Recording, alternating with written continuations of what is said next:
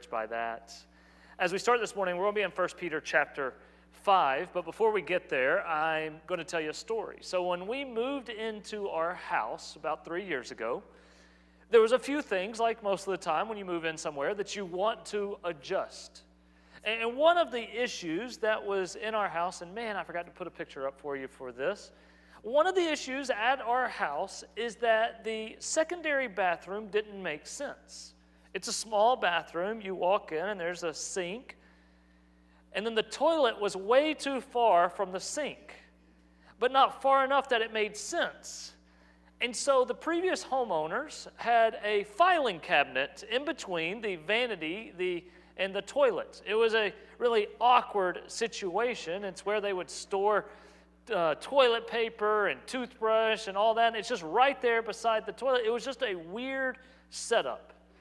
And so when we moved in, Carlin was like, yeah, there's a few things that can wait, but that's not going to wait. We're getting the filing cabinet out of the bathroom.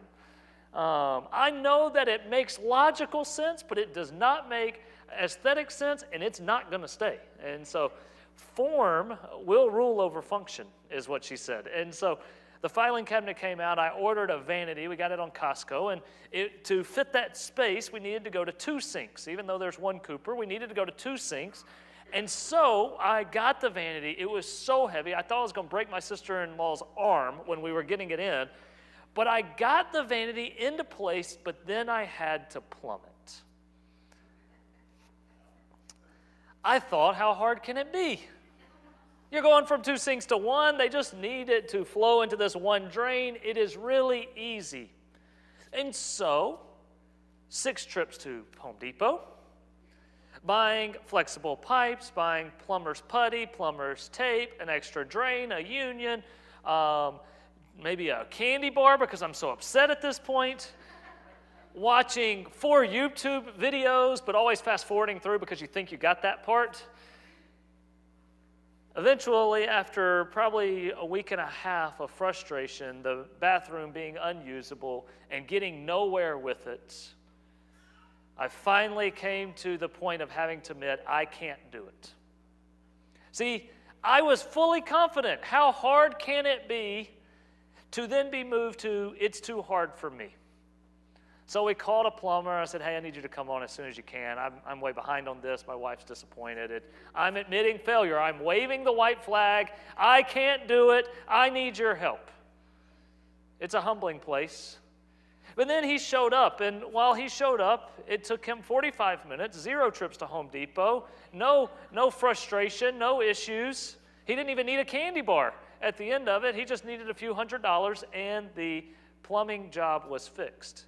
Now, when I do plumbing jobs around my house, after I complete it, I grab a Tupperware and I set it underneath the plumbing job, right? Just in case. When the plumber left, I just closed the cabinets and trusted it was done. I didn't stand over his shoulder and micromanage and tell him this is actually how I would do it. No, I allowed him to do his job and to fix the problem. Today, we're going to talk about the 3 attitudes that you can find within that story. See, I started off with how hard can it be? Today, here's the roadmap. We are going to be combating pride, okay? We want to combat pride. We want to choose humility. Eventually, I was broken down enough to realize I have to call somebody. I have to admit I cannot do it. I must call somebody. And then finally, we are going to learn from verse 7 to cast our anxieties on Him. So let's start with the text in verse 5 of chapter 5 of 1 Peter. It'll be on the screen for you as I flip there as well. 1 Peter chapter 5 says this: likewise, you who are younger, be subject to the elders. Clothe yourselves, all of you, with humility toward one another, for God opposes the proud, but gives grace to the humble. We're going to stop there today. We're going to handle each verse one at a time. The opening 4 verses of chapter 5, Paul has been addressing the elders of the church. And last week we said that the elders are not those that are older in the church. They are the spiritually mature. They are the pastors, the leaders, the shepherds, the teachers of the church. And so Peter has addressed these people that this is how you are to live. And now he is addressing all of you people, right? Last week we addressed me, and this week he's addressing you people, and he is saying, this is how you are called to live. And he starts off with younger, but don't buy into that he's just talking to those younger. I do think it's an important thing to remember that in our younger years, we can always look back and we can go, man, there was so much pride in my life. I think my pride and arrogance climaxed in my mid-20s, where I knew more than everybody else. I also knew best, which was helpful. And if everybody would just follow my way, life would be better. I remember thinking if my parents would just discipline my sisters as I think they should, they would not have any more problems with her. If my in-laws would just align their life as I would align their life, they would be on time everywhere they wanted to go. The sooner that everybody came to realize that I knew what was best and to follow my direction, the better it would be for everyone. And if you're in your 20s right now, maybe you agree with that. But I had this feeling, and so I think Peter is very smart here, coming to this place that, yes, the youngers especially need to be combating that arrogance and pride, and they need to learn to be subject to the elders, to trust the leadership. But he's not just talking to those younger. The second half of verse 5, clothe yourselves, all of you. Nobody is exempt from this command. Clothe yourselves, all of you, with humility towards one another. For God opposes the proud, but gives grace to the humble. We have pride in our lives. Sometimes it goes unnoticed. Sometimes it's such a personality thing that we just assume that's who it is and we don't even see it. But anywhere we catch ourselves always saying, well, I know more, or my stupid boss, or that person I work with, or that partner in a group project, or that driver beside me, or my neighbor who's keeping a mess, every time that we think that we know more, that we've done it longer, that my way is best, that I can do it all, that I don't need any help from anyone, that I don't need to share any of my issues, that is keeping pride in our life uncombated. See, the first thing that we need to learn, and you can throw that on the screen for us, Kendall, is we must be combating pride. Why? For God opposes the proud, but gives grace to the humble. He's quoting Proverbs chapter 3, verse 34. God opposes the proud. When we are prideful, we are living in opposition to God. Because I want you to understand this very clearly. God does not desire to make your name great. I desire to make Jordan's name great. I bet you, all of you could say the same sentence about yourself. God has no desire to make your name great. You may be smart. You may be brilliant. You may be one of the best in your field. You may be awesome. God's desire is not to put you on a pedestal for putting you on a pedestal's sake. His desire is not to make you the best writer just for you being the best writer's sake. His desire is His name's sake, not yours. And we get that confused often and always. I remember when I was reading a few months back in Exodus, and over, God is saying what He's going to do, but in Exodus 7, He makes it clear why He sends the plagues and why He removes His people from slavery. Why does God do that? That the Egyptians shall know that I am the Lord when I stretch out my hand against Egypt and I bring out the people of Israel from among them. God brought out Israel for His name. Did they get benefits from it? Absolutely. But every plague was to refute their little g gods and to exalt him as the one true God. His purpose is to make his name great because his name is the only name that saves. I don't care how great you are, how good you are, how much you make. His is the only name that saves. So where has pride infected your life? Where are you self-seeking? Where do you refuse to ask for help? Where do you think you have it all under control? Where are you fighting a losing fight, but you're not willing to admit it? Pride says, I can figure it out. Humility says, I can't do this. Humility is that realization that I've got to call a plumber. So let's read verse 6. It says this, humble yourselves, therefore, in light of God opposing the proud and giving grace to the humble.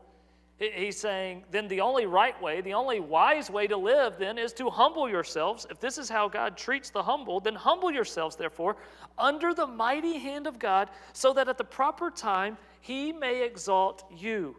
Our second point today is choose humility. Choose humility. Why? Because God opposes the proud, and he gives grace to the humble. It's the only wise way to live. Now, that idea before of clothe yourself in humility that we see in verse 5 is to literally tie on. The language would be used as a servant or somebody in the kitchen is tying on an apron.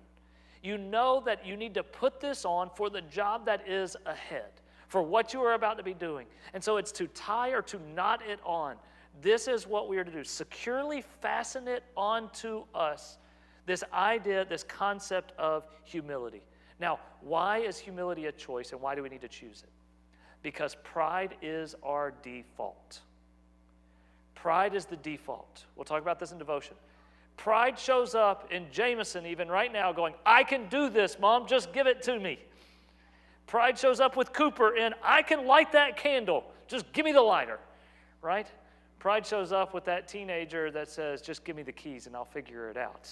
And then you're going, oh my goodness, I'm not going to do that to other people.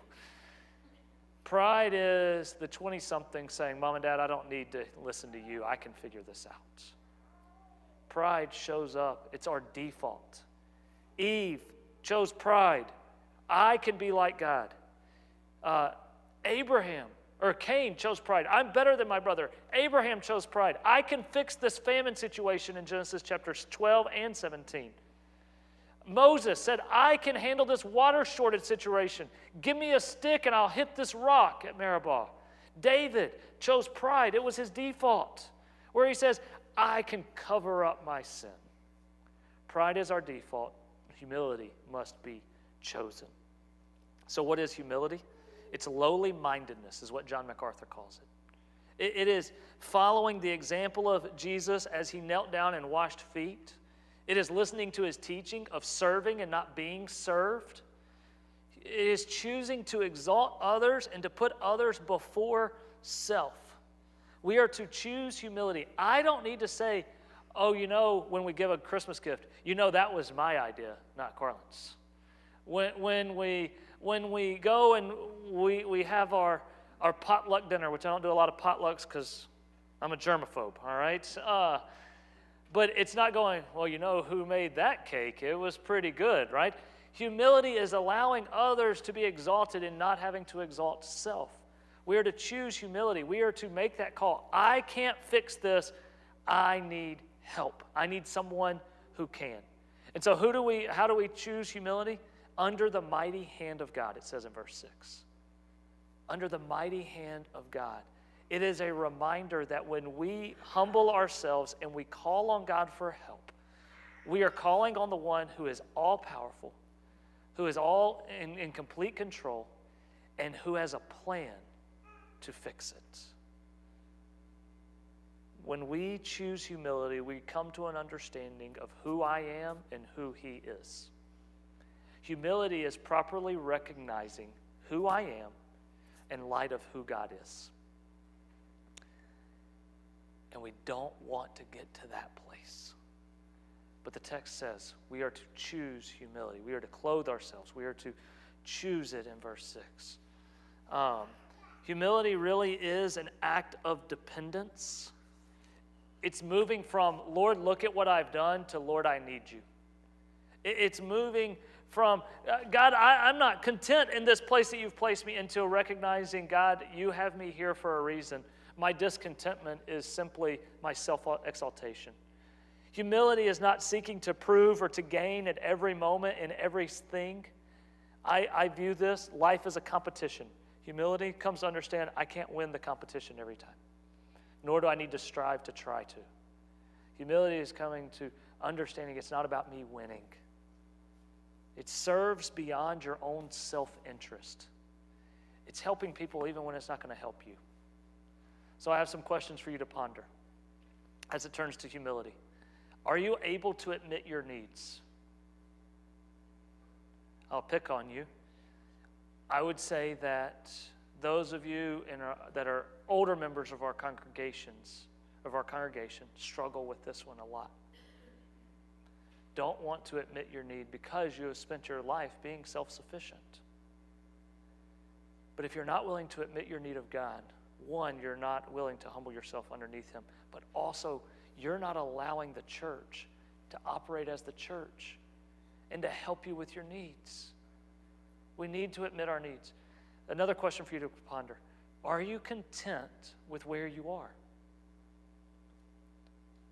A lot of you feel discontentment. But here's my question as it pertains to discontentment. Is your discontentment about where you are based on godly purposes or personal pride? Do you want to be in that next position because you want to honor God through it, or because you want the paycheck of it? Do you want to gain financially so that you can honor God and bless others better, or so that you can have more luxuries? Is your discontentment because you want more for yourself, or you desire that God can use you in that place? A lot of our discontentment rests in personal pride. Finally, the third question is this: what are your motivations in serving?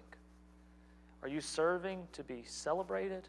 Serving because you want to be able to talk about it? Or are you serving because you love those that you serve and want to help and meet their needs? We need to question our motives sometimes. Finally, verse 7, it says this: casting all your anxieties on Him because He cares for you. The last thing that Peter is teaching us in these 3 verses is that we need to learn to cast anxieties. Okay? I want us to be very clear right now with this. There's 3 separate things that can be a part of anxiety, all right? So he is saying cast your anxieties, okay? There's another concept called anxiety. That's being anxious and living anxious. And then there's a third category called anxiety disorder, where there is a breakdown in maybe brain chemistry or due to trauma or something like that that needs to be dealt with. We're going to look at each one of them briefly, but I want us to be clear with this. Anxieties, all right, the plural there, those are things that every single one of us in this room struggle with. We all have anxieties. I have anxieties. Being late stresses me out, so I'm 15 minutes early everywhere you go, and I'm sitting in the parking lot. Being unprepared. It's why every morning I'm here at 7 o'clock preaching this sermon to an empty room, because I want to be prepared. I don't want to be seen as unprepared or incompetent. I have anxieties, right? I want to be able to fix everything, and things that are out of my control stress me out to the max. I want everybody to follow my plan, and if you follow my plan, it works out best. These are things that create anxieties in me. Carlin has anxieties. I forgot she wasn't in here today, but these are okay to share with you, okay? She gets anxious and she has anxieties if she shows up into the kitchen in the morning and the blankets haven't been put away and the pillows haven't been put in their spots. That disheveled room creates anxieties for her. Cooper, being near water, especially riding his bike, creates a lot of anxieties. And there's a bridge in our neighborhood that she holds her breath every time we go across that. She creates anxieties if she doesn't know what she's supposed to wear for a certain occasion. All right, being dressed for that occasion creates anxieties for her. We all have anxieties. For yours, you may be anxious in crowds, or in traffic, or with finances, or fearing that you're failing. Maybe you have anxieties about tomorrow, maybe about a medical thing, a career thing. Maybe you have anxieties about parenting or health or change that's upcoming or that you're experiencing. There's social anxieties, there's political anxieties. We have all of these anxieties. Listen, everybody has anxieties. We cannot live this life without anxieties. But having anxieties doesn't mean that we have to be anxious. Okay? There is a difference between having anxieties and living in anxiety. T-Y. Okay? Having anxieties does not require you to be anxious.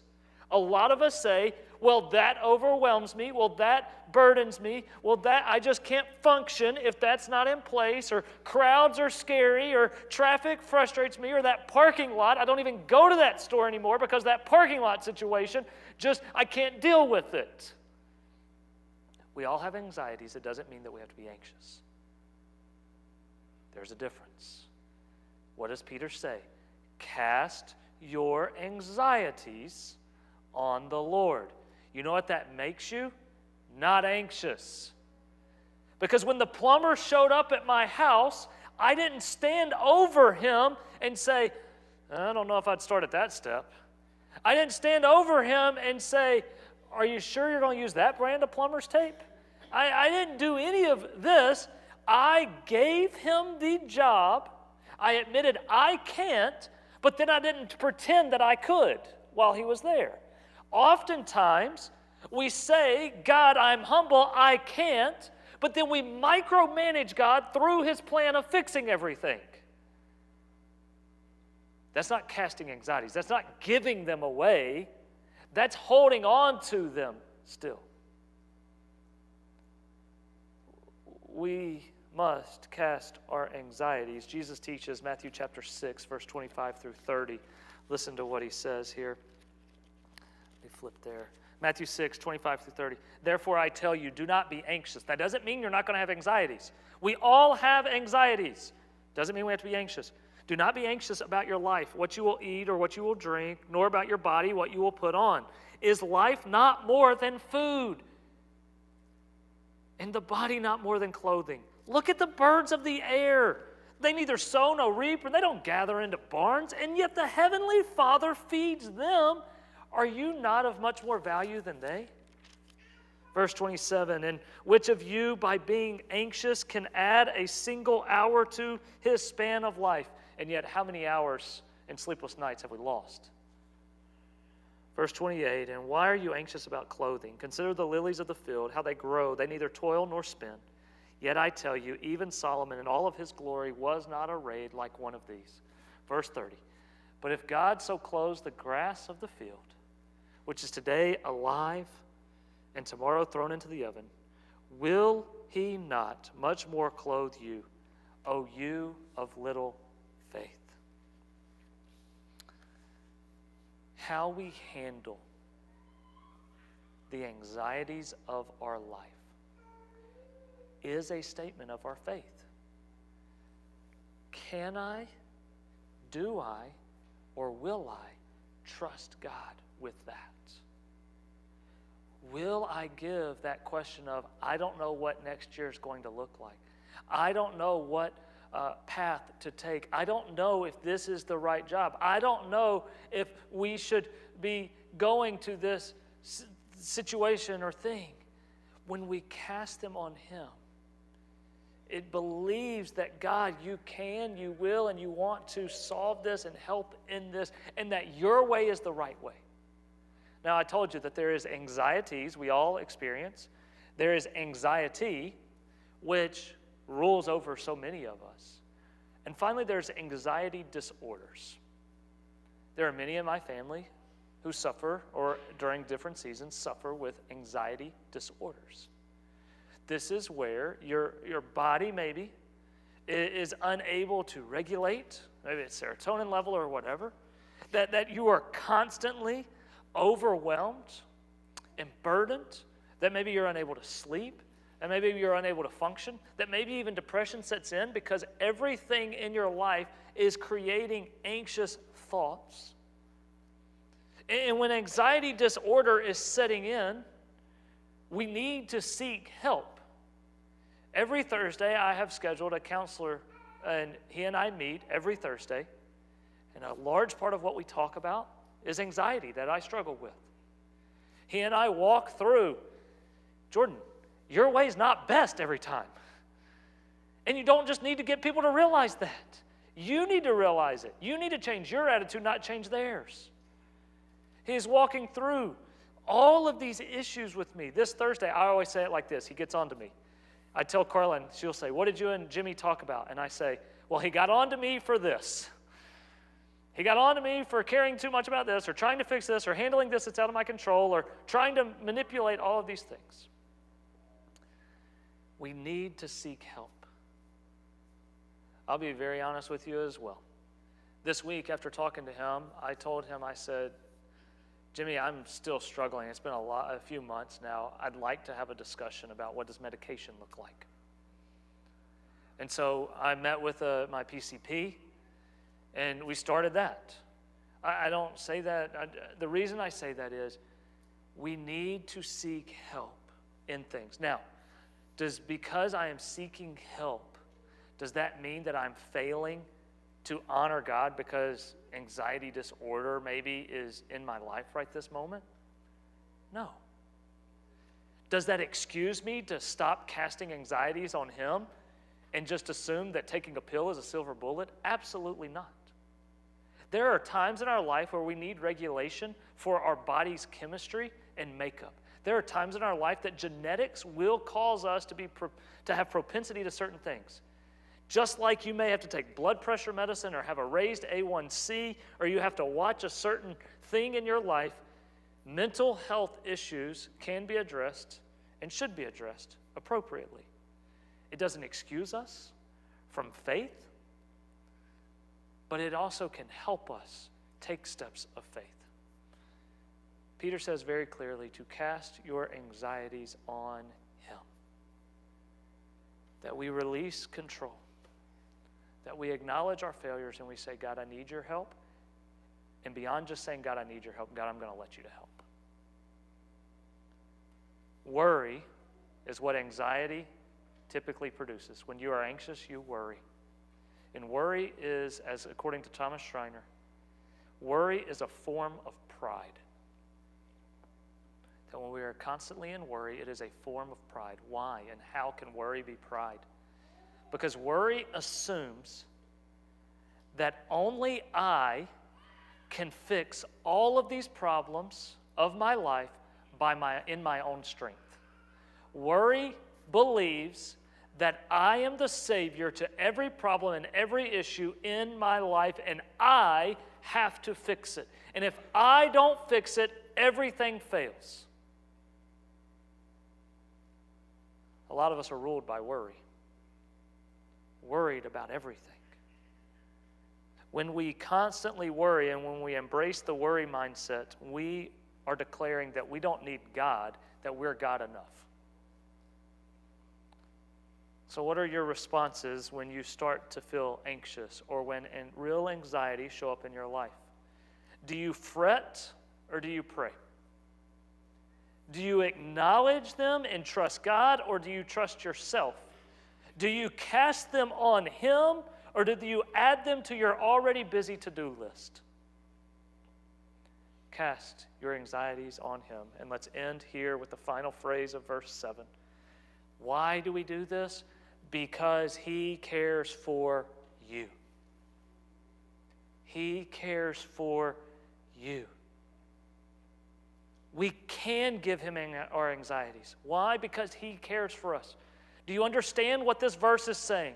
That the God of the universe, the maker of heaven and earth, the planter of the first tree, the designer of the mountains, the engineer of the ecosystem, and the architect of humanity, cares about you.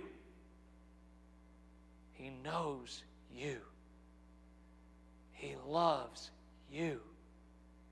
And He is asking you to give it to Him. I'm afraid that at times when we're studying this book of 1 Peter that we've been caught up in looking at a tree this week and a tree this week and a tree this week. But I want us, and I think Peter here is reminding us to zoom back and remember the forest. Why do we radically have hope and have radical faith? And why do we radically submit? And why do we radically suffer? And why can we radically lead in these ways? It is because we have a God, the one true God, who loves us more than we can imagine. Not because of who we are and not because of what we've done, but He loves us because He made us and He desires us. God's love for you is not because of what you've earned or what you've proven or how much you've loved Him back. He loves you as you are, not as you should be, and you're never going to be as you should be. So quit worrying about it. God shows His mighty hand when He sent us His Son, the Prince of Peace, the hope for the world, the Savior of the world, the one that came to redeem and to restore, to save and to secure the salvation of the least, the last, the lost, the lonely, the left out. This is our God. The one who cared less about the comfort and security of His own Son than He did about the salvation of you to be His son and daughter. And from the foundations of the world, this was His plan. Did He know that we would be prideful and arrogant creation? Yes. Did He know that we would think we're smarter and better than Him? Yes. Did He know that we would worry about things that He can easily handle? Yes. But before the foundation of the world, He chose to love us, rebellious people, and to give His Son for us. Jesus is the demonstration of the invisible God, but He's more than just the demonstration of the invisible God. He is the invitation to relationship with the invisible God. And so today, I want you to consider how you can combat pride, how you can choose humility, and how you can cast anxieties. But I also want you to see the forest that we're in, of the radical love of our God.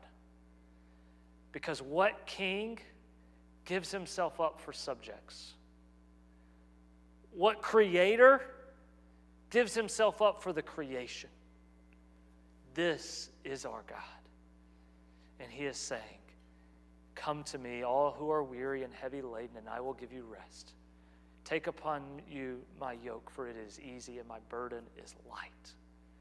Cast your anxieties on me. Send your mind, commit your mind to thinking about what is good, what is lovely, what is pure, what is righteous, and trust me to work."